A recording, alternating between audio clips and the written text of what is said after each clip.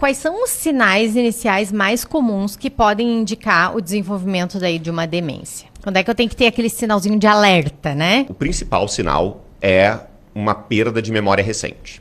Tá? Então, aquela memória recente, imediata, que são as memórias de execução do dia a dia, né? Que a gente precisa para lembrar, o que eu tomei de manhã no café da manhã? Onde é que eu deixei aquele documento? Coisas que a gente fez muitas vezes há minutos atrás, há horas atrás.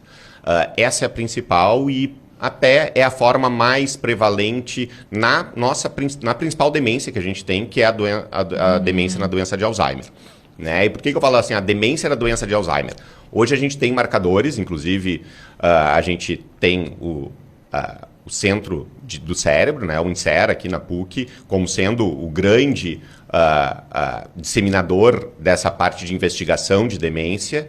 E a gente consegue diagnosticar o paciente antes de ter demência. Então, se eu fizer um exame num paciente de 60 anos, que ele não tem nenhuma queixa, eu posso já encontrar alterações que indicam que ele tem doença de Alzheimer. Ele não tem demência, porque ele não tem nenhum tipo de achado nesse sentido. Mas ele já tem dentro do exame, num PET-CT, então no exame de medicina nuclear, com um marcador específico para beta-amiloide, que é a proteína que se deposita no cérebro, que já existem depósitos anormais dessa proteína. E isso antecipa, muitas vezes, até 30 anos o início da demência. Então, se a gente puder fazer esse exame em pacientes com 40 anos, de repente a gente já vai ter uma ideia que esse paciente vai ter. Ele vai ter.